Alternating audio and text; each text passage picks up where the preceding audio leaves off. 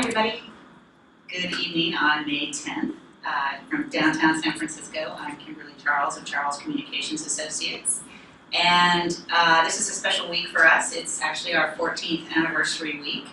So May 8th was the day that the company got started. And so for that reason, but also, and more importantly, because we're reunited with Faith, Faith Armstrong, Foster, from Onward Wines and Farmstrong Wines, has been a longtime friend, going on 17 years now. In fact, she worked with us for a summer, maybe a little longer than that, and she and I worked a harvest at Williams-Sonoma for a few days, and she'll tell you more about how that kind of got this whole ball rolling. But we're so proud of her and all of her accomplishments. She's an incredible woman on so many levels. Talented winemaker, amazing mom, great friend. Making me blush. It's true. She says Canadians can't really handle compliments, so I'm sorry to do this right off the bat. But yes, if you've read her bio, you know that she's from British Columbia, and she had a wonderful, very special upbringing, which I think helped build the character that we know today.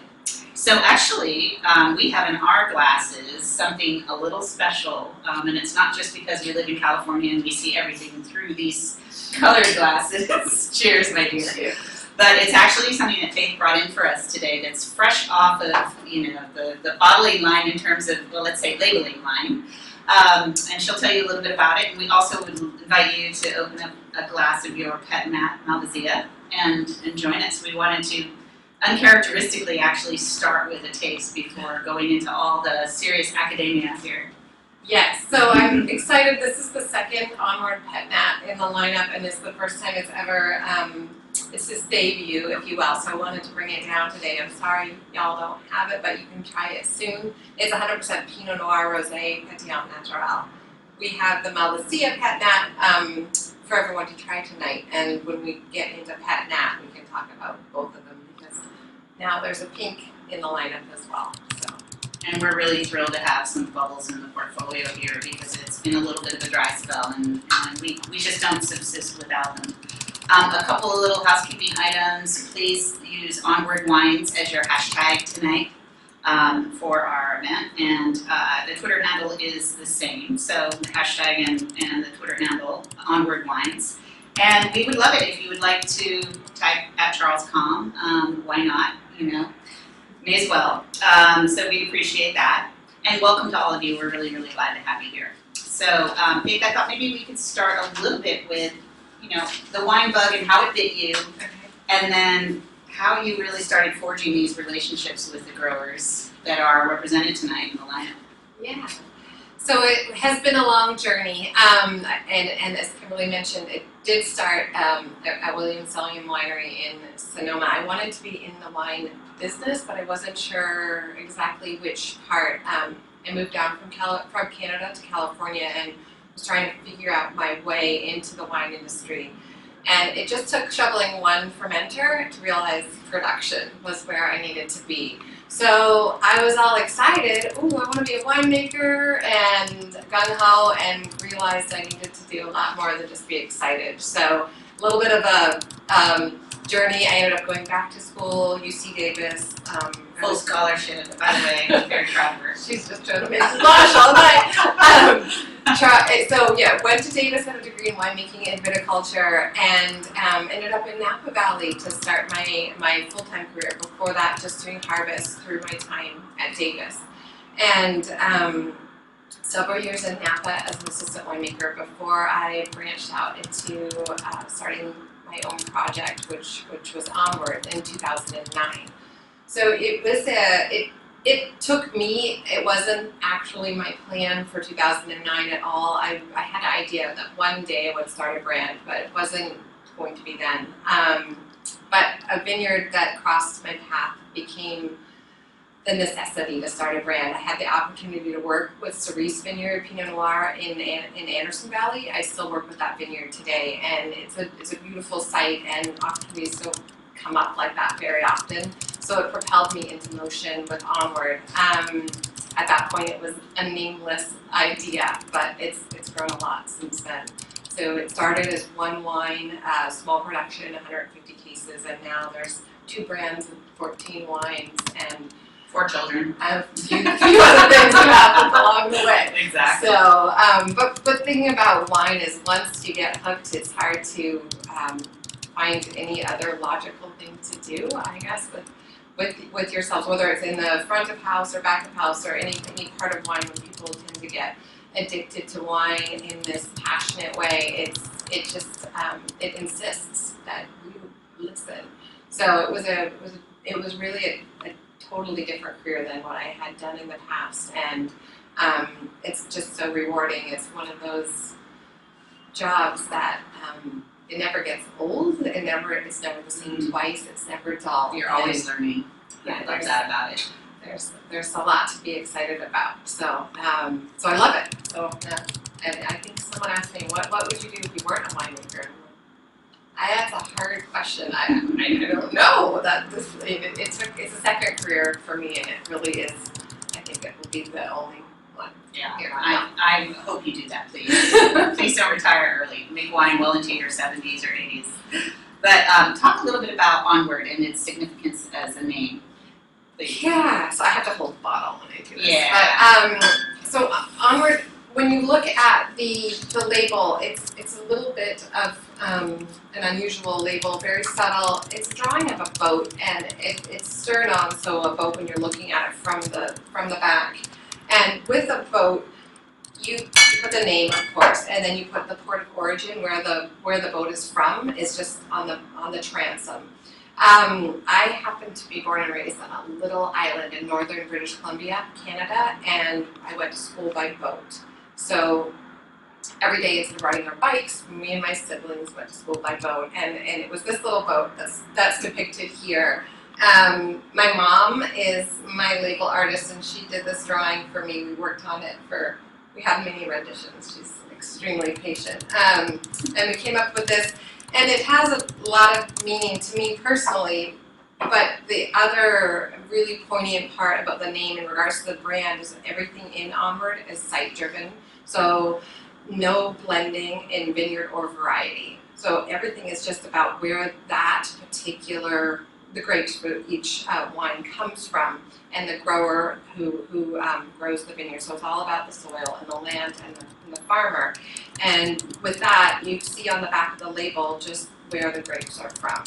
And my goal as a winemaker is just to showcase each and every vintage as pure as I can about what's going on in the vineyard that year with those particular varietals and growers. So it's a really important part of the brand. They're all site-driven wines. Some of them, like the Malvasia or the Rosé and Pinot, I make more than one expression off of the same site, but inside of that, in each bottle, nothing is blended, and it's an important distinction about the brand or the style. They're sort of more old world, site-driven wines. Exactly.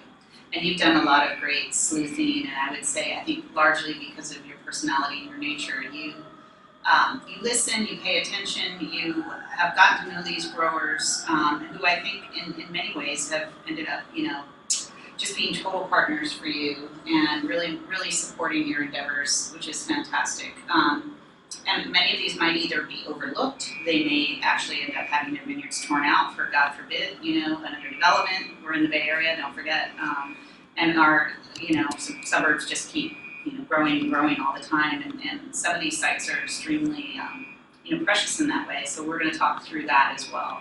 Yeah, like the growers are like, without them, I have nothing. The whole brand is about showcasing and honoring the growers and what they're doing. I would love to own land one day, but it's not in the cards at the moment. And for me, the closest possible thing to making this work is joining as a partner with growers. And so everything's block contracted. Is about a particular part of the vineyard, not just any number of tonnage out of a vineyard. So each year I get a certain spot in the vineyard, and I get the same spot year over year. And I work really closely with my growers on how we farm, what we're doing. It's interesting because a lot of people either own their own vineyards, or I was just back east, and they're more used to European wines where the estate and the vineyards are all in the same place. In California, it's really not like that. Even if you have a winery, your vineyards might be here or here, and a lot of growers don't have a winery at all, and my growers all fall into that category. So they've been grape growers for 4 or 5 generations. This isn't new to them, but they've never had their end expression, so they haven't had, the grapes have always sold to producers, typically larger producers than me, that were doing big, large blends with the grapes coming off the property. So for them, it's fun because they get to see their vineyard showing up year over year, and we do vertical tastings and look at what's happening with a different climate, and they are really a part of the end expression. So it's very much a collaboration for sure. They're amazing, all of them. Each and every grower that I have, and I have a crossover between growers, but I really have a few that are the mainstay of the production that I work with them on a large capacity. Yes, we're committed to each other. So. Good. Well, it seems like we've got a couple questions right off the bat. Quite a few. Entertain them. Pardon me. We've got quite a few questions right off the bat. Questions, and everybody knows that Alex Fondren is our producer. Fabulous lady. Hello. This is behind the scenes. We're drinking some Rosé. I'm over here typing very loudly, according to Jeff Kralik. Hi, Jeff. She said in a whisper. Okay, so Isaac Baker would like to know, you source grapes from all over. How do you select the sites you work with? So I currently source from Anderson Valley and Redwood Valley in Mendocino County, Suisun Valley, and Contra Costa County. I'm not looking to expand into other regions at this point. Finding the grapes is always a journey. Usually it's through it's always through word of mouth. And it started by winemaking friends or finding things I was interested in through connections, and then now it's really my growers introducing me to other growers. Growers down the street or their cousin's vineyard, and so it's really, the areas that I'm working with are very off the beaten path. They're not, I'm in the outskirts, so I do a large circuit. I'm making wine in Sonoma, but I'm bringing fruit from north and east and south. Right. And the reason I'm in Sonoma is because that way I don't have to bring anything too far, so I can pick early and get everything to the winery while it's still cool. But I do have a large circuit. It's really amazing once you get into these less trumped areas. The vineyards that are there, the old vine, dry farm, this just amazing amount of vineyards. So right now, my hardest part of my job is actually not making more wines than I already do. Yeah, it's true, very true. And for those who don't know where the Suisun Valley is, we tend to take it for granted that those in California know, but it's due east of San Francisco, en route to, I guess you could say, technically Sacramento. It's a parallel valley to the Napa Valley, right? Yes. So I think it's 2 valleys in from Napa Valley, if I have that right. It's just the next one. So Yeah. if you're Carneros, Napa Valley, that part, if you head east, then you come to Suisun Valley and Green Valley. They're tiny little AVAs right beside each other, and Suisun Valley is only 8 miles long. If you keep heading north in Suisun Valley, you end up back in Napa Valley. But it's in Solano County. When you cross the county line, you're back in Napa Valley again. Climate, soil, everything is like the Carneros region in Napa Valley. So it's 120 to 180 feet elevation, very low elevation. The same Redwood series soil type that we have on the other side of the hill in Napa. But the thing about Suisun is it is very unknown. Even in California, I'll be pouring somewhere in San Francisco, which is 45 minutes from Suisun Valley, and people won't know the AVA. So it's very small and not very well Promoted. That's right. I'm sure it's well known for a lot of its other produce too, much like Yes. the Cape Bay Valley, etc. I think we have some more questions. Yes, Alex? Lots more. Okay. Yeah, And we do yeah. have 5 wines tonight, which is unusual because, with Faith, we just don't know when to draw the line. We just have such fun with her, and we love her production. So yeah, we have an extra special couple of treats. Yes, and there's a lot of questions right now about the Pet-Nat, which I think maybe we can hold those for when we really start talking about it, but just in the meantime, still just a few questions about the farming. Wine Julia would like to know if, are most of your sites cool sites? I'm going to throw a couple questions your way. Yeah. Are most of your sites cool sites? What is the biggest challenge in sourcing your grapes? That's coming from Mary Orlin. And then, do you find it challenging to find growers who share the same farming philosophies as you? That's coming from Sonoma Bella.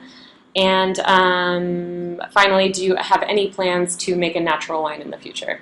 Okay, so most of my sites are cool sites. Redwood Valley and Anderson Valley in Meadow are both cool sites. Suisun Valley is also cool.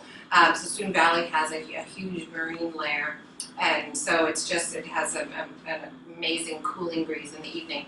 Contra Costa County is warmer. I only do two wines from there, but the Casa Roja, which we'll taste tonight, and then the Farmstrong red blend both come off of the vineyard in Contra Costa County. That has more daytime heat, but it has a extreme diurnal shift. So there's a 60-degree temperature shift in the heat of summer. You're going to drop into very, very cool evenings. So while it's hot during the day, it's very cool at night, and it creates an amazing balance. When we get to that wine, we'll see it's got a lush, ripe expression from the daytime heat, but it has a maintained really nice vibrant acidity from the evening breeze. Mm-hmm. So that's the cool site answer. Do I have trouble sourcing or having the same ethos with my growers?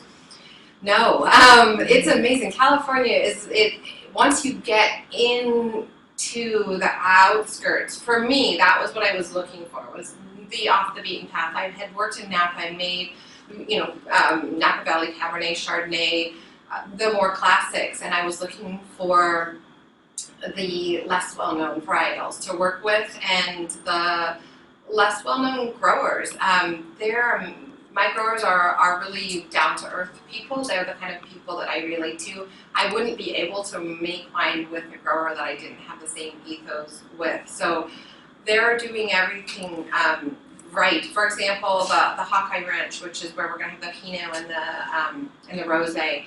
The growers are fifth-generation farmers. They're growing dry farm. They're growing organically. They're fish-friendly certified. They've been doing that always. That's how they learn to grow grapes, that they were taught from their grandparents and great-grandparents. So for me, I don't end up going into vineyards and feeling like I have to make a lot of changes. Every now and then there is things I work with in regards to changing maybe nutrition or irrigation if we are irrigating a vineyard. So individually, we do work together collaboratively to steer farming in certain cases. But a lot of times, these vineyards are older and they're really self-yielding and they're kind of doing what they do. Grapevines love to grow and they tend to overproduce when they're younger, but when they're older, they self-regulate and they don't need a lot of manipulation. And so the growers I'm working with they're more hands-off, which works for my style. Right on. Is there anything else in that line of Yeah. I think you kind of answered actually a lot of Oh, natural wine. yeah. So I do make natural wine. That's a really very large category. We could have the whole session on natural wine as a topic, so we won't. But down the road. But maybe down the road. A wine like the Pétillant-Naturel that doesn't have additives. It's a wine that is bottled while fermenting, finishes fermenting in bottle. We'll talk about that here whenever Alex says in a little bit of more detail, but that would be classified as a natural wine.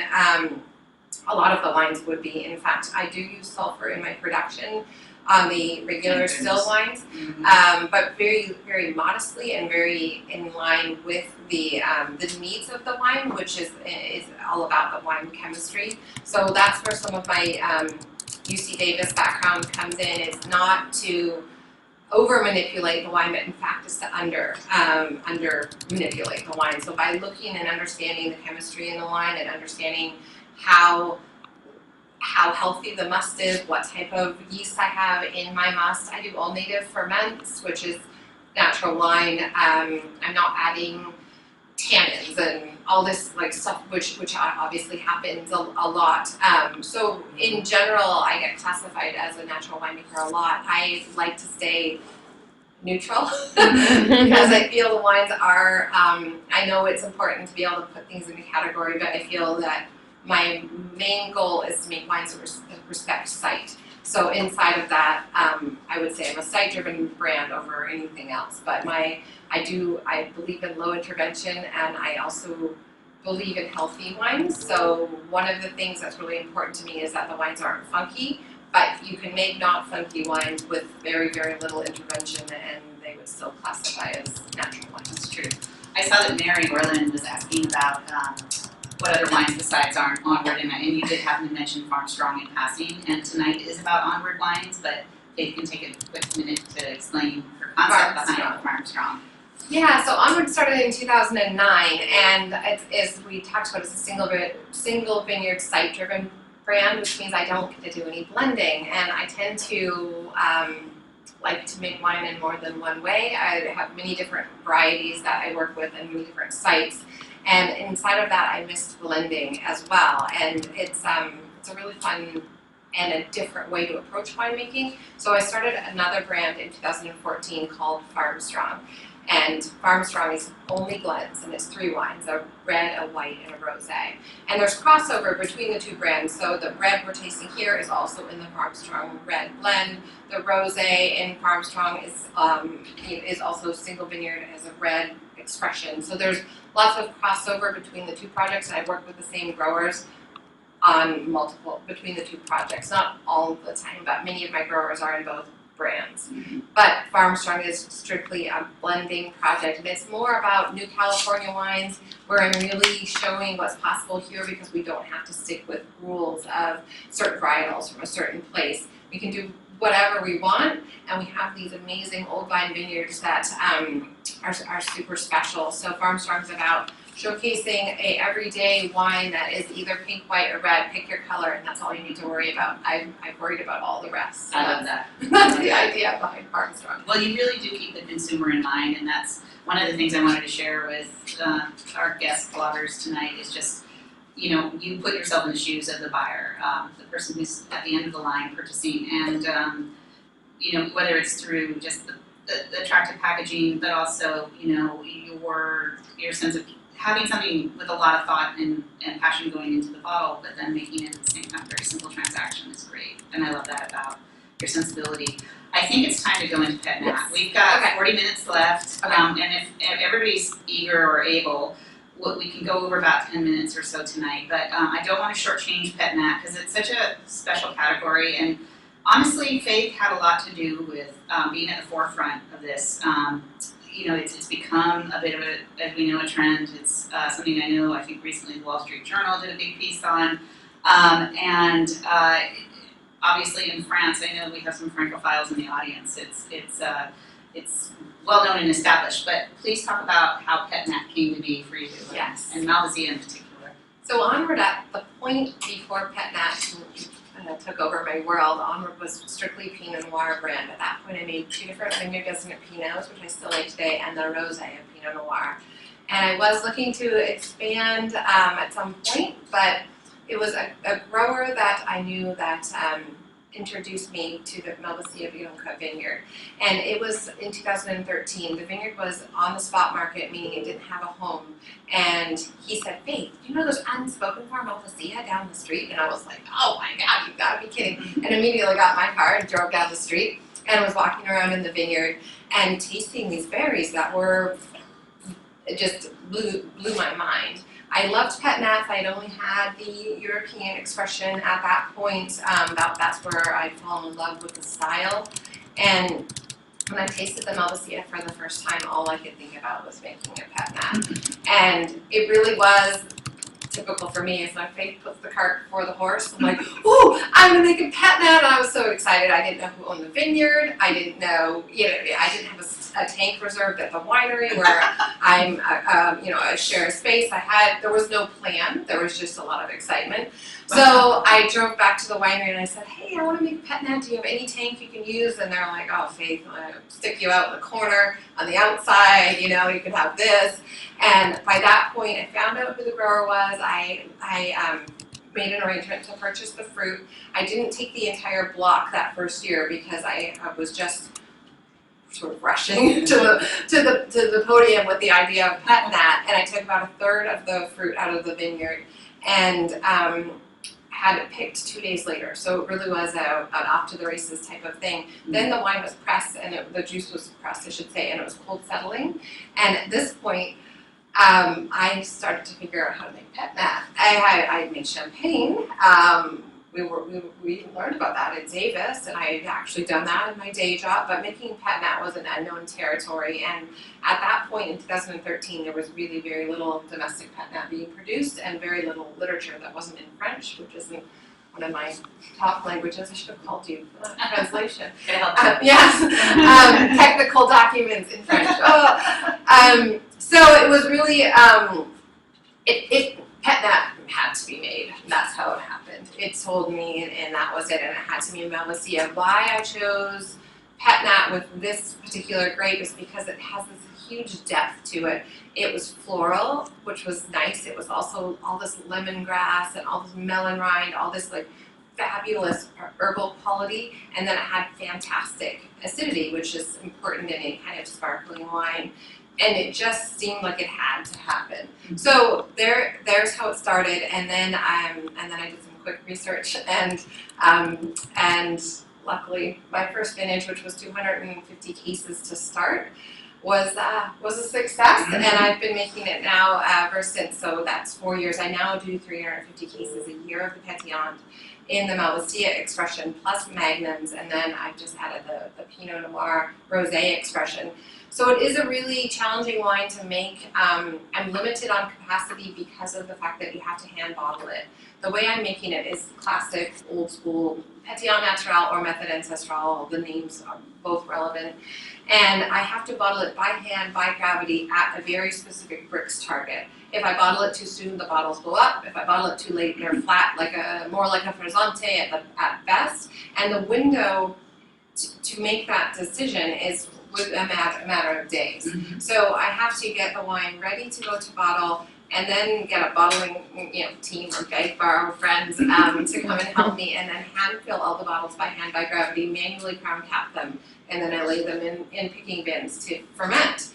And it's you really have to be able to let go at that point. I know they won't blow up. I do due diligence to make sure that the sugars are in the right spot, because I'm a risk taker, but I'm not. I can't blow up all the bottles. Yeah. I would get kicked out of the winery, Right. and other places like my house probably. So I am careful to that level, but you cannot control Pet-Nat. It will do what it wants. Each bottle becomes an individual fermentation. You really have to have this exercise of letting go.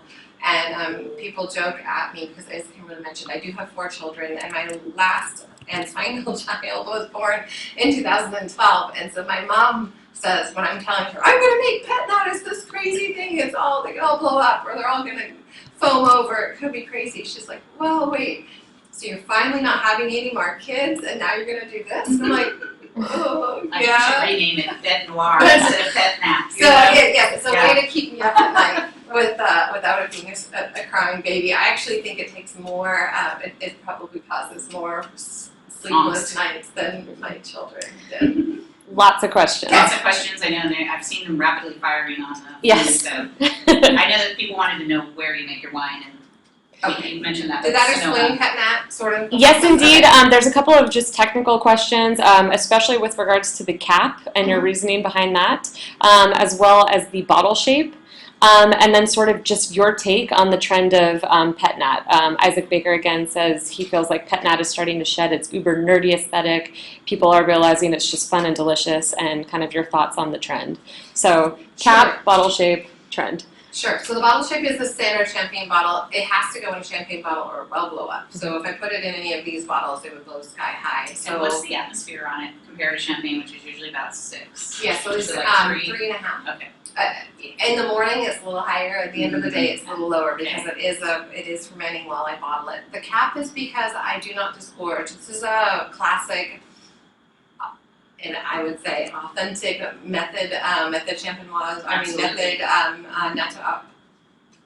not method champenoise. Well, I will say though, in Champagne, a lot of wines are on crown cap until they're corked. They are. Yeah. They're all aged on crown cap, but you disgorge champagne for a specific reason, and that is so that you can, well, several, but you want to take out the sediment so it doesn't gush when you open it, and you also want to be able to add color and defoaming agents and you name it. So for me, Pétillant-Naturel is naturally sparkling. It's just the pure expression of the vineyard in a bubbly form. Is it And zero dosage as well? there's zero dosage. The bottles are never opened again.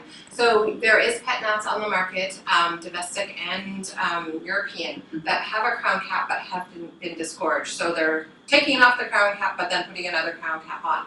And there's also Pet-Nats that have had the crown cap removed and then have a cork put in it. So in my position, Pétillant-Naturel is not disgorged, so I don't remove the cap ever. So everything you're tasting in the bottle tonight is how it went into bottle when I bottled it. It's like wearing flip-flops versus high heels. Just, Yeah. just stand on your toes, Yes. don't worry about being Yes. too formal. And Jeff Kralik wants to know about bottle variation Within with the Pétillant. Pet-Nat. So in the category itself, there is a lot. This Pétillant-Naturel has a very, very unusual stability as far as the category goes, and that is because of the varietal and because of the actual chemistry. When I bottle it, the pH is very low, the acidity is high. This keeps the wine very, very healthy. Even though it's not a sulfur-add wine, it's healthy just because of the wine chemistry. And I've been making it for 4 vintages, and over those vintages, the wine ages actually amazingly well because of the acidity. I have the 13 still in my library, and they're different, but they're more like an aged champagne because the lees is there, because they're not disgorged.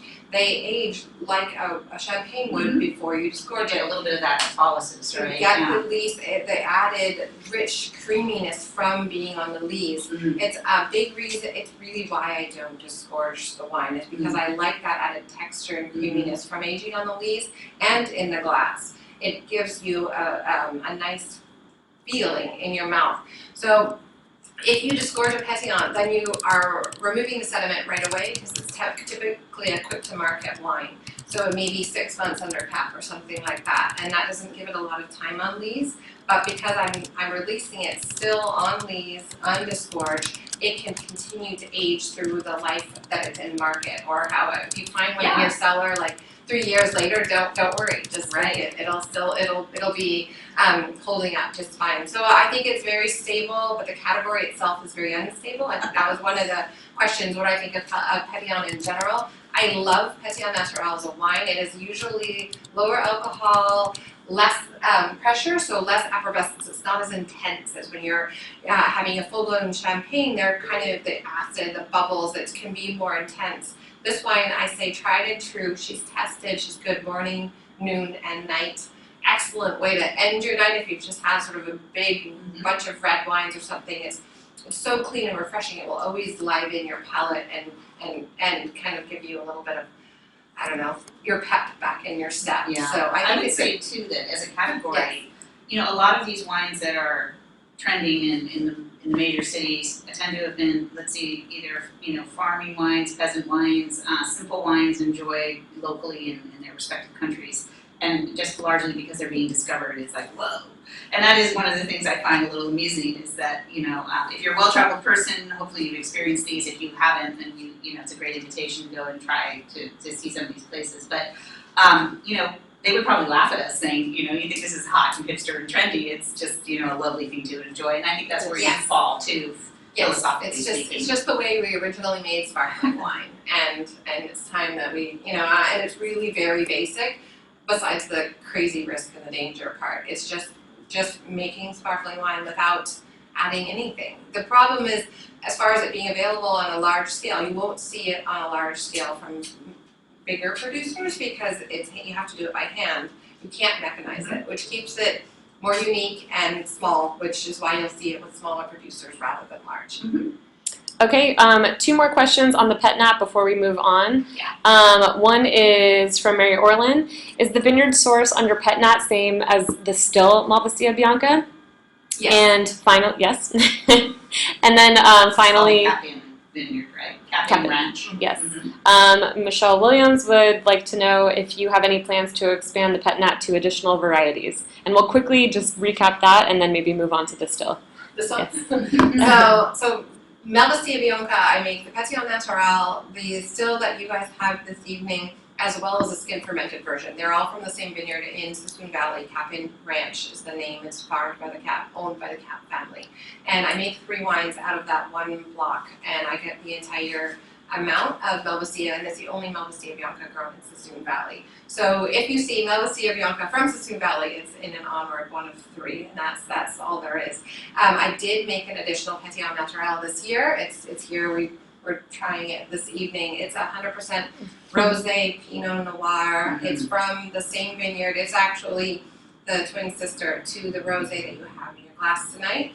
I did the whole cluster press Rosé, and I had 1 fermentation, and then I split it into 2. Mm-hmm. Let me do a little close up. There you go. All right. Yeah. So that wine, it hasn't been released yet, but it will be within the next few days as soon as I get it released. So it's brand new in the market, and these 2 that you have, the still Malvasia and the Pétillant, they're vintage, within vintage and vintage. They're 1 wine originally, and then I split them into 2, bottling 1 while it's still fermenting and letting the other finish in tank. With the Rosé and the Rosé Pétillant, I did it the same way. So they start as 1 wine and they end up as 2. It's very cool trying them within the same vintage because they're very, very different, although they were the same fermentation for the majority of their life. Mm-hmm. And the difference is all just that finishing, both the tank finishing and the bottle finishing, and it makes a big difference in the wine, so it's fun to try them side by side. Mm-hmm. Okay. All right, shall we move on? Move to on, the let's- Malvasia? Yeah, 5 minutes. Okay. So the still Malvasia is the second wine tonight. There's a lot of crossover when we talk about them because it's all the same vineyard source. Year number 2 of working with the Capin Ranch vineyard, so 2014, I added the still Malvasia as well as the skin fermented Malvasia. The reason for expanding the program is because I was head over heels in love with the vineyard, the grape, what had happened with the Pétillant-Naturel. So I long-term contracted the entire block of Malvasia Bianca, and as I mentioned, because of the hand labor side of making Pétillant, there wasn't any physical way for me to make it all into Pet-Nat. So instead, what I did is I have all of it. I have had it all every year since, and I have a long-term contract. So going forward, I get the entire planted acreage, and I make 3 wines so that I can use all of the vineyard and showcase the depth of this particular grape in this particular site. So Malvasia itself is an amazing grape. It originates from Greece, and there's many Clones. clones and many planted Counted acreage. 18 in Francis Robinson's book, grapes, Yes. At least. At And then least. within There's those, black there versions are and gray yes, versions as uh-huh. well. lots of pet names as well. So there's many Malvasia Biancas. This the lineage traces it back to Greece, but then it's widely planted in Italy, and it's also planted in Portugal. It's also planted in the Canary Islands. It's planted in Croatia. It's planted in the United States, in Suisun Valley, just the one little And it's spot. known from sparkling to dessert wine. Yes, as well. Yeah. it's done for Madeira style. It's done for skin fermented. It is done for sparkling. So it's very diverse. And for me, a lot of people think of it as a simple aromatic white in that category. And if you pick it earlier, where I'm working with it, where it has this layer, so literally when I'm in the vineyard, half of the clusters are very big on Malvasia. It's a large clustering, Is it loose? Kind of no, like they're Zinfandel? tight more and tight big, packed. and they're surprisingly big. And I was a Pinot Noir winemaker for a long time, so it would be little tiny baby Yeah. clusters. And then Malvasia is this whole different animal. So on the top side of the clusters, when I'm in the vineyard, those are just starting to color and turn yellow. The bottom side is still green and has all the other additional aromatics. If I let the vineyard ripen even a week longer, it would become more and more floral, and we would lose those additional layers. So what I love about Malvasia wouldn't be the same if it was a riper expression. This is low, in the end it's low alcohol, higher acidity, very vibrant. It's meant to be a food wine. So the second one we're trying tonight, this is all about cool climate Malvasia. Whereas the Pétillant, I'm also playing with winemaking, and the skin fermented, I'm playing with winemaking as well. But this one is like the benchmark expression of cool climate Malvasia. Here, you don't get the fermentation esters and the additional aromatics that come from fermentation. You just get the Malvasia expression from this vineyard, vintage over vintage. And it's, so in that way it's more classic Onward, whereas the Pétillant is faith playing with winemaking, which Faith-based winemaking. yeah, which didn't happen in the beginning. I was in the beginning of Onward, I was much more timid, and I was sort of trying to be more following the rules, and I learned I don't do that very well. And so now there's more than one expression of several of the vineyards that I work with. You know, to me, you're an artist and a scientist. So you're informed by science, but your intuition plays a huge role in what you do. And by the way, I have my own hashtag for anything that has to do with Faith's wines, and if you want to use it or not, please decide. But I like to say, gotta have faith, because it's, you know, declarative as well as, you know, just a really fun phrase.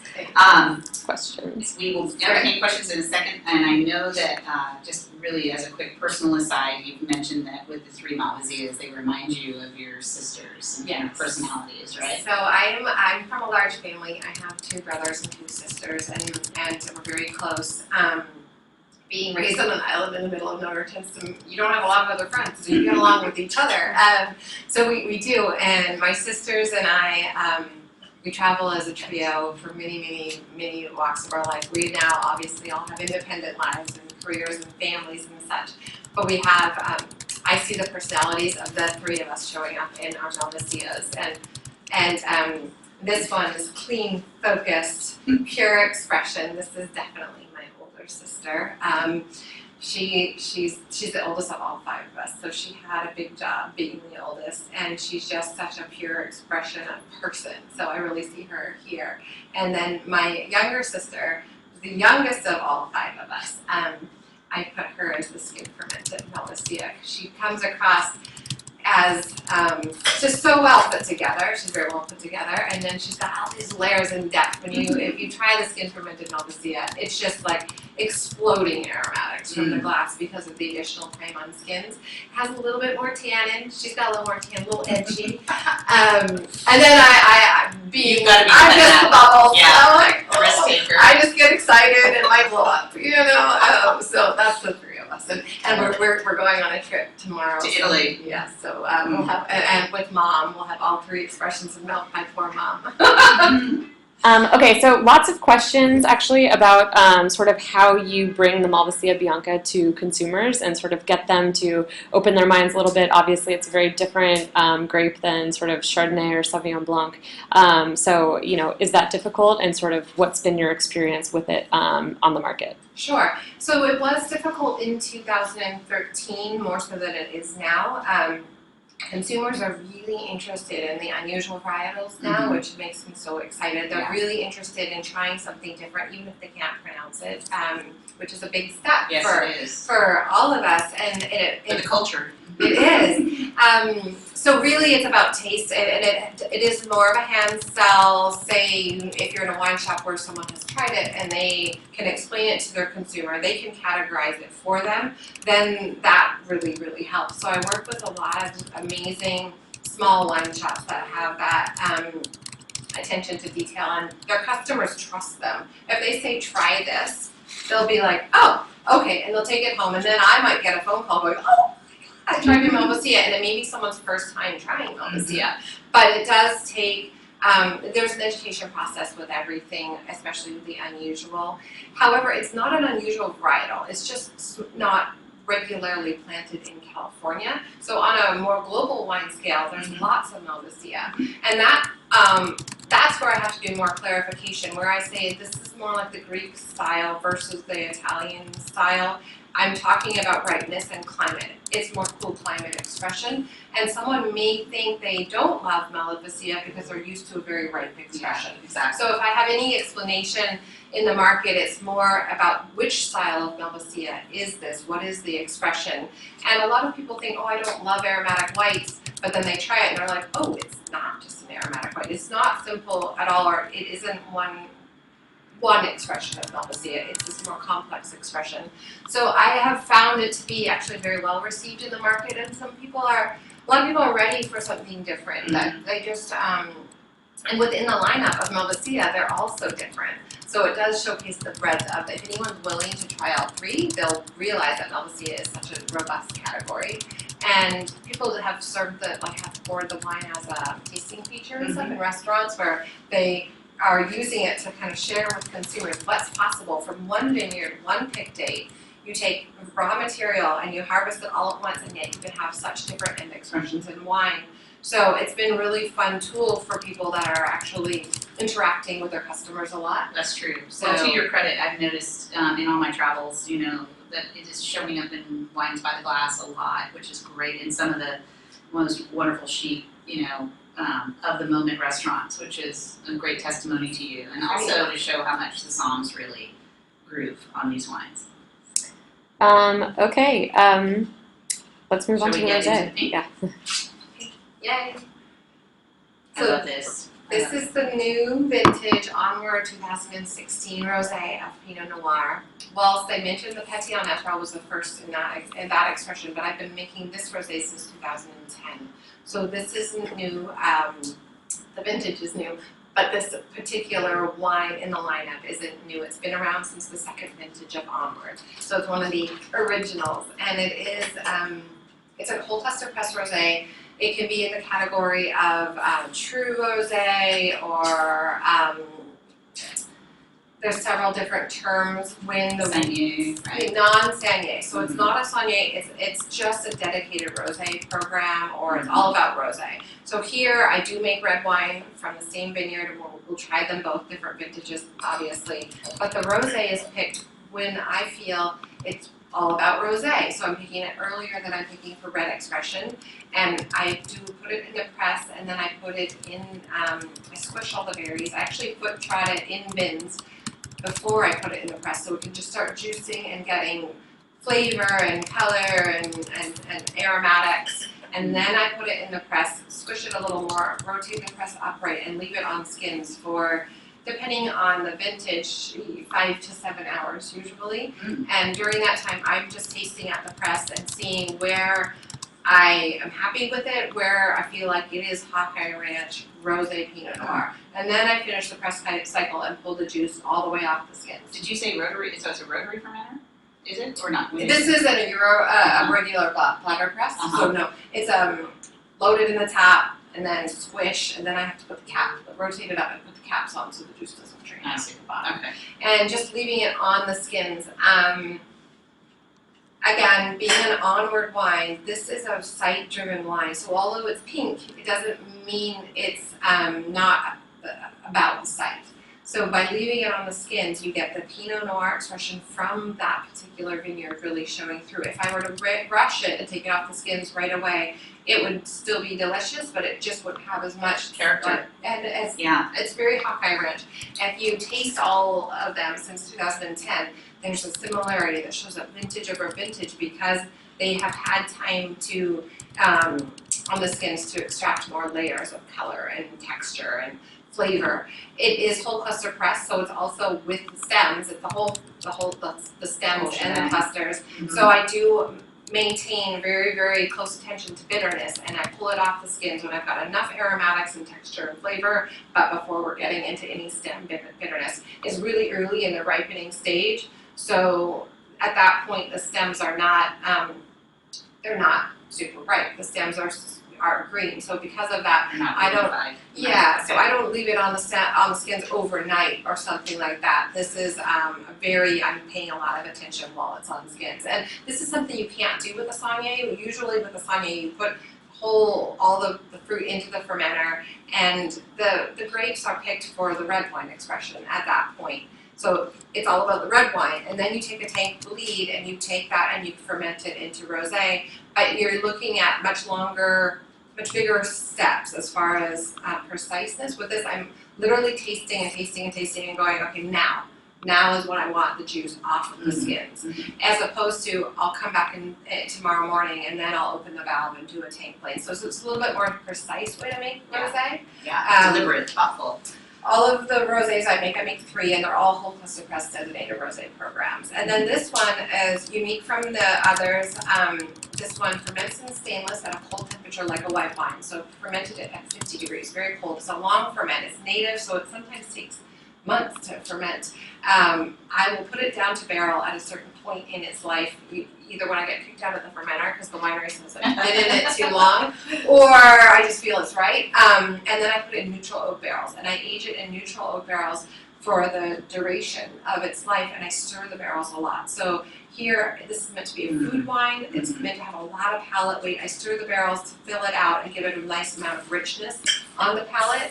And I call it a year-round rosé. I know it's lucky in California. We do drink rosé year-round. I think most of the country is starting to Getting catch on to there, that, right? yeah, completely. And this wine ages beautifully, and the added lees contact and the stirring in the barrel age means that by the time it goes to bottle, it's a very cohesive wine, and it is as robust as a red wine, but it's a rosé expression. Okay, I'm just keeping an eye. I know we've got a little bit of a compressed time window. Yes, and maybe let's start by talking about the vineyard a bit, I was just because gonna I say think we that'll, haven't yeah. mentioned the Johnson family or Redwood Valley too much. Okay. So maybe a few minutes on that would be great. Absolutely. So this will work for the next 2 wines, so we won't have to There we repeat go. ourselves. Alright. Hawkeye Ranch Vineyard is in Redwood Valley. Redwood Valley is also not a very well-known AVA. It's north of San Francisco, about 3.5 miles if you were to head up on the 101. Hours.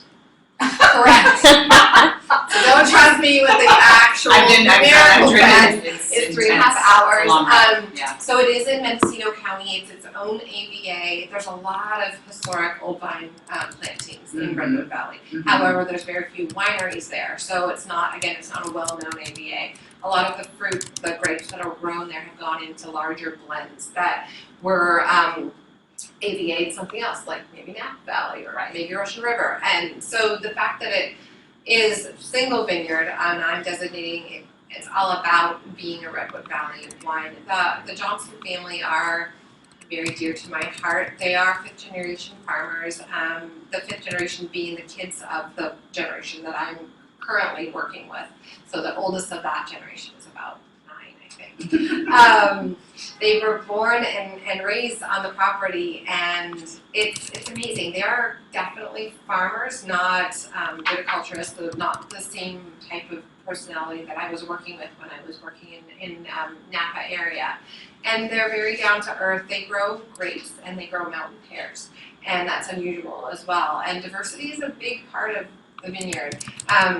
Part of the vineyard is certified organic, part of it isn't. It's all farmed organically. And I asked them, well, what did you change when you had to go through the certification? And they said paperwork and money, but they had been farming that way forever, and that's how they were taught. That's how they learned how to farm. And the vineyard is, you'll have the vineyard, you'll have the Pinot block, and then it's actually next to the Carignane block, which I work with as well. And then you have a huge redwood grove, and then you have a pear orchard, and then you have another redwood grove, and then you have a creek, and then it has a nice, it's beautiful. It has a lot of capacity to maintain natural balance in the vineyard. Yeah. So integrated pest management is what's happening there. So they're able to farm organically because they're not just one monoculture. huge thing of grapes. Right. And that's what they do. I mean, they've owned the land for a long time, so they have the fortune of having acreage that they don't have to plant, and they can have broken up vineyards and natural ecosystem in the vineyard. They are fish friendly certified for the entire ranch, and that's a really important certification here in California. It's local, it's regional, it's about what's going on in the watershed here in California. This particular vineyard sits on the top of the Russian River drainage, say that 5 times fast.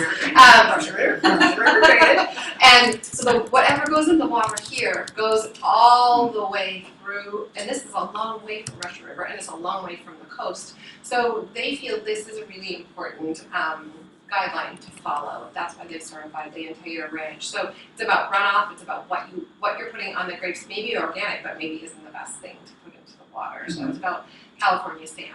It's about what's going on in our local ecosystem. And they're just really thoughtful people that way. they're very special. I've been working with them since 2010, and that was the second year of Onward, and it was my first harvest with them. Was this when you were pregnant? I was pregnant. Yes. Did you go and test the sugars when you were just about to go into labor? Yeah, so this, so 2010 was the awesome harvest baby year. So I have a now 6-year-old that was born October 1st in 2010, which isn't the best timing considering his mother and his father are both winemakers. So our friends were like, what? You guys are having a baby in the middle of harvest? Clearly wasn't planned. But he was born October 1st. I picked this vineyard October 3rd. I picked the Cerise that year, September 27th. So he just got born in between when I picked the two vineyards. He's we're saving magnums and several cases of the 2010 vintage for him because that we do for all our children, but this is particularly poignant because he was about 2 days old, 2 at the most, when I was in the vineyard making the picking decision for 2010. And I was so nervous because it was the first year I worked with that vineyard, and I have to go to the vineyard a lot. That's how I make my wine. I spend a lot of time out walking the vineyards, especially near harvest. And so I was talking to my grower in labor, and he's like, "Oh my God, pick up the phone with me." I'm like, "Do you think it'll be okay?" You were there. For a couple days, he's like, "Yes, I think it will be okay." So he was born, and we went immediately to the vineyard. And so a special vintage. There's some in the library for special occasions, but that's when it came into my world, and it's really just been such an amazing organic expansion for me as a winemaker to get to work with these. They're 50-year-old Martini clone Pinot Noir. It's an amazing site. There's a very little Martini clone left in California. Most of it was taken out. The reason for that is we went away from delicacy in Pinot Noir for a while, I would say. And this particular clone is lighter in expression. You can see it really in the red, which we're going to taste next, but it shows up in both wines. It's more floral, more herbal. It doesn't have the same tannins that you get in Pommard or Dijon clones of Pinot Noir, which are much more widely planted now. And the clone does very well in cool climate. It does fall apart a little bit in heat, and there is hotter regions for growing Pinot in California. So in some cases, maybe Martini clone wasn't the best suited for Russian River or whatnot. But in this cool site, it's beautiful, and it allows for a more nuanced aromatic expression. I would say restrained, more in that cranberry, more tart. Yeah. So in the red expression, it's all about aromatics, and the way that I make the wine is all about honoring the level and layers of aromatics that are in the Martini clone that aren't necessarily present in other clones. And it's not about trying to get color, which is something that is more generous in some other clones of Pinot, but not something that that I've decided is going to matter in the way I make the wine. Frankly, when you taste fuller Burgundies, drink older Burgundies, they belie their color. They often have the most richness and depth, but yet they are so very pale. Which is interesting. I saw James Melendez, the wine guy, mention that this is the lowest ABV Pinot he's ever had before, which is kind of fun. Yes, this is really an homage to. It's 12% alcohol on the Pinot, and the Rosé is. What did I do put my true alcohols on the label. Some 12.1. 12.1. Yeah. And the difference they're different vintages, but the rosés take sooner, but it's fermented in stainless, so it ends up usually having a slightly higher ABV than the red wine, which is fermented in an open top. So you lose some alcohol during fermentation, vintage by vintage, between the two expressions. So, Alex, do we have questions? We do. We do. Yes. Yeah. What is the diurnal range for Hawkeye Ranch? Yeah, on the peak of the hottest days, it can be as high as 50 degrees. It's on average more like 40, 45. They do get midday heat, but they do also. So if you were to drive from Anderson Valley to Redwood Valley, you would first end up in the town of Hawkeye. Then you have to go further north to get to Redwood Valley, and it's about 12. I'm going to use miles this time. Miles. But you get a 10-degree temperature drop in that little bit of distance. So it's a lot cooler than the town of Hawkeye, which is actually very warm. And it does have a marine layer in the morning. So you have fog in the morning, which keeps it cool. And then you have a nice evening breeze. So and 700 feet elevation, well-drained soil in the vineyard. Okay, and I think most of the other questions, I think we might wait until the end because they don't have anything to do with the wine specifically. So I would suggest maybe we move on. Okay. Yeah, maybe about 10 Quickly. minutes total. Okay. We've yeah. covered a lot of it already. Yes. We have. Okay. So the red, I'll just sort of distinct the two differences. So with the rosé, we went over it.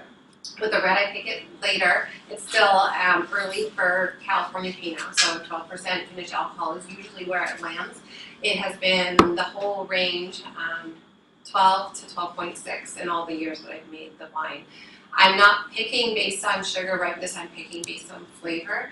And I do some whole cluster in this wine, but I'm not waiting for the stems to be ripe. I'm picking on fruit ripeness. So this is really about where I think the fruit is balanced, when it still has natural acidity, when it has this like delicate aromatics, and the tannins soften so nicely on this particular clone with this vineyard of Pinot Noir. So I work with other Pinot Noir for the cerise, and it isn't at the same sugar level. The tannins are still rustic, and on the Martini clone, it just softens. It softens early. And I'm able to do something different here that I couldn't do with certain other varietals or even other vineyards of Pinot Noir. So there's a lot to do with the clone and the vineyard type that are going into driving the wine. My biggest goal as a winemaker is to try to listen to my wines, and this vineyard, I could try to push it to be something else, something riper, something bigger, but it would lose everything that I think that this vineyard is all about, which is this beautiful, cool climate, delicate expression of Pinot Noir. I can't wait to taste this in 5 to 7 years. Mm-hmm. You know, I'm envisioning incredible cheese selection and how well this is going to just evolve. Yeah, it evolves. We should taste some vintage. We should do that. Yeah. We should taste the tens and stuff because it does. Research. Research is a hard job. We have a hard job. So it is made to respect the aromatics and respect the delicacy. So here I do a long cold soak. I'm a week cold soak before the fermentation starts. It is a native ferment, so after a week I turn the cooling jackets off and just let the fermentation start to warm up naturally, and then the native ferment kicks in.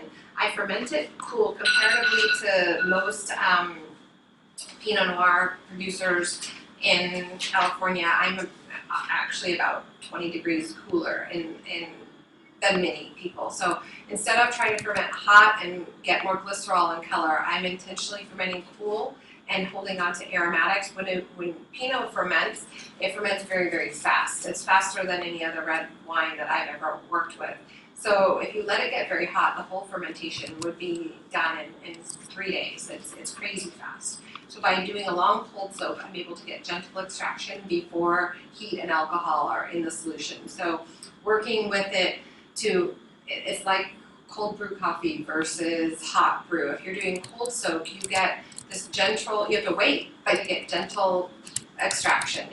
I do get color, I get aromatics, I get flavor, and no fermentation has happened yet.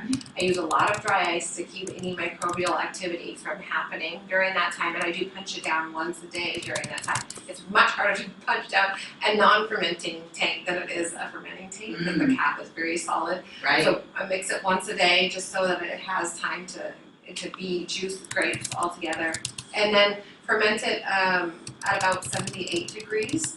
And it's fermented in a jacketed open top fermentation tank with manual punch downs. And after fermentation, I put it to barrel. It's 20% new and 80% neutral, depending on the actual number of barrels right around in there. And for my new barrel in this program, I use very, very restrained oak so that it's not, the wine is not about oak at all. It's about Hawkeye Ranch Pinot Noir, and if I put any kind of heavy toast, it would just become that. Yeah. Because sort it of is very ham-handed. delicate. Yeah. So instead of pushing the terroir of beautiful oak trees, I'm pushing the vineyard terroir and using really, really restrained, very lightly toasted fire. I don't use any fire bed. I do all steam bed and very, very lightly toasted oak in the program. But I do use some new oak so that it has a huge amount of ageability and more depth on the palate, on the texture. And then it ages for a year lavage, and then a year minimum in bottle before its initial release. I'm a huge fan of bottle age on Yeah, Pinot me Noir. too. So I like older aged things myself. and cover your ears because I'm going to promote you for a minute. But the current is it this June issue? April issue. Sorry, April issue of Food and Wine happens to have this wonderful piece on underbelly in Houston, and what is featured with the 2013 Hawkeye Pinot Noir that the chef is a big fan of. And for those of you who haven't been there yet, myself included, we're making a date to go. My family, some of my family live there. The chef is in love with the wine and talks about it at great length. Yeah. That was a big honor. So they're amazing people. I'm really honored to be a part of that restaurant. So. Well, Everyone's talking about the Carignan. Oh, yeah. Yeah. Okay, let's do it. And then Alex and I are going to go see Bourdain's new film, The Last Magnificent. I don't know if any of you have seen it, but leave some comments for us if you want. Yeah. So Carignane. Carignane has taken over a huge part of my heart. It's an amazing varietal. It's often grouped into Carignan is more of a simple red. That's probably a true statement in the younger years of Carignan, but once you get vine age on Carignan, it's a whole different category. These vines in this particular wine, the Casa Roja, they're about 128 years old, so they have lots of vine age on their side. They're actually own-rooted, pre-Phylloxera, pre-Prohibition Carignan vineyard. So this vineyard's been around longer than all of us, even. Oh, thanks for the all out age. My vine, yeah. It's just, I always feel so young and spry when I'm in this vineyard because it really has been doing its thing for so long, and there's very little own-rooted anything in actually globally, not just in California, but anywhere in the world. Well, Chile has the most, and they're keeping their quarantine super high to try to manage that. So Phylloxera soil pests decimated the wine industry on a global level, and this vineyard is planted in 100% sand. So the nematode that vectors Phylloxera can't live in sand. So this vineyard is naturally resistant to that particular disease, and because of that, it's just still growing. It was abandoned during Prohibition, still growing. not used for sacramental wine, just abandoned. Overlooked. They probably thought, those old vines aren't doing much. Most of the area was, and actually many of the growers from Contra Costa County relocated to Napa Valley, and then after Prohibition was lifted, they replanted there and didn't go back to. And that's where San Juan's is, right? Doesn't Yes. Teagan Pasalacqua have He's got, property there? and that brand is based about that whole area. It's really, you mentioned vineyards that are threatened by urban sprawl. This vineyard is threatened by urban sprawl, and it's, I get the entire vineyard. It's legally Carignan, that's what it's called in the record books. It has also Malvasia and Malvasia interplanted, and I think some Zinfandel too in the back corner. We don't have any more documentation than that, but it's Just need to get Carol Meredith to come out. yes, we have. I have all sorts of things she can cheat on tape. So it's a beautiful vineyard, and it is self-yielding. Carignan tends to self-yield after about 40 years, and this is much older than that. And it's planted in sand, and the vines are very, very low. If you look on my website, there's a picture of the vines, and you can see the sandy soil.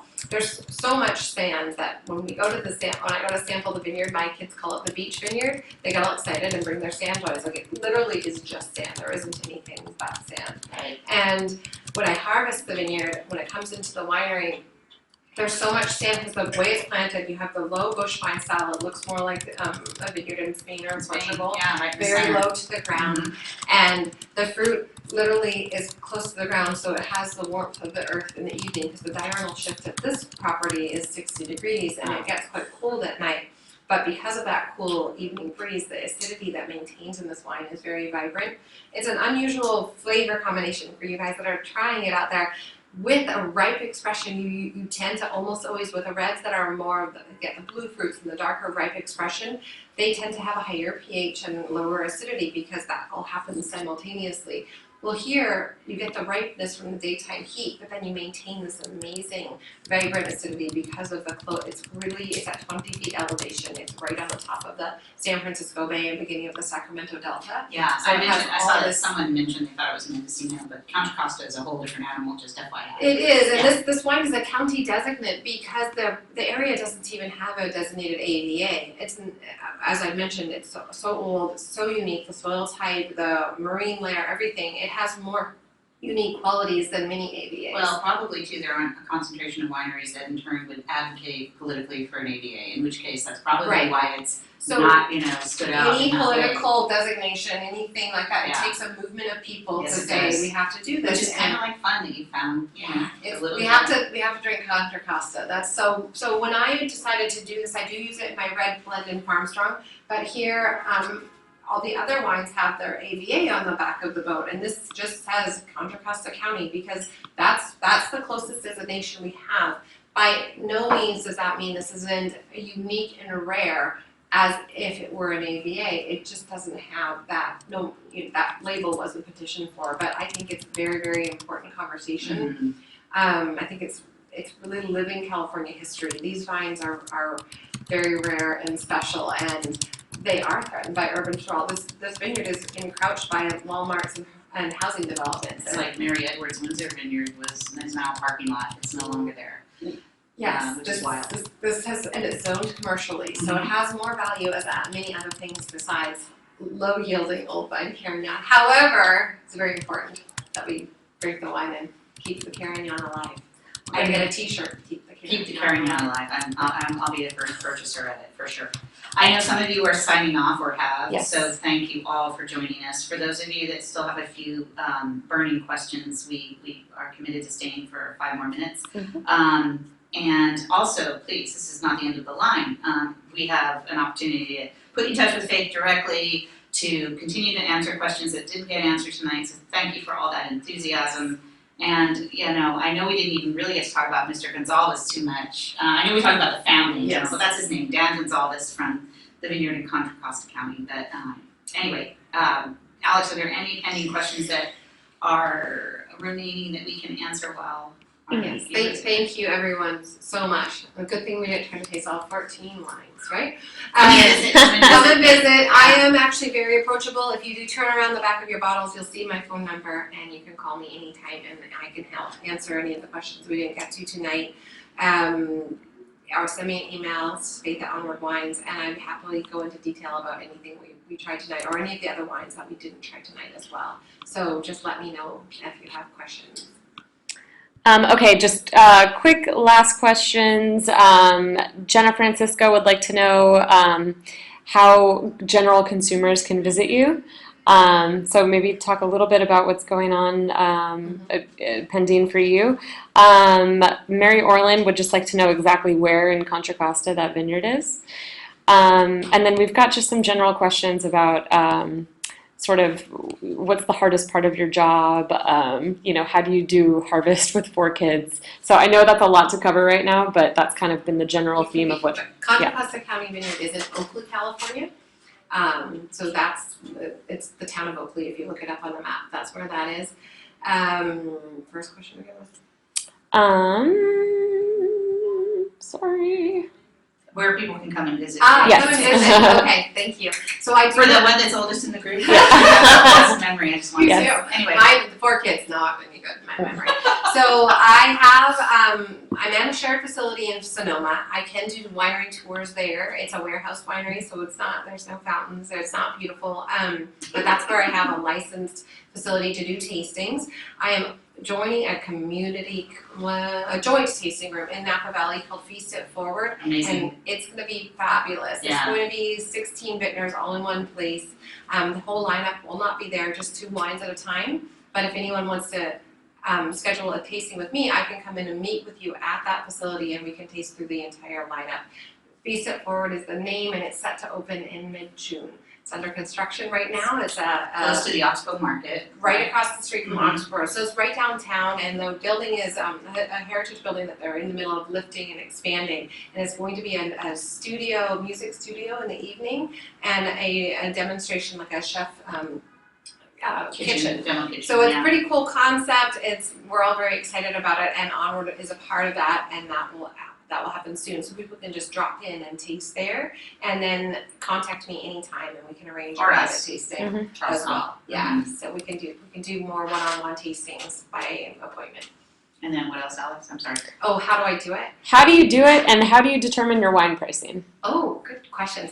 So, how I do it really quickly, I don't know. It's just awesome. I love what I do. It's amazing. It fills me up. It really, really does. It took me a while to find this career, and I find You're it. young. What do you mean? I'm not. Still a puppy. I find it very exhilarating. I look forward to harvest. There's always a little bit of like, oh, how many tons? What's gonna happen this What's year? gonna happen? Mm. But the fact that it's so fresh and it really rejuvenates me, as do my children. So between the two of them, there's never a dull moment. My house isn't very tidy.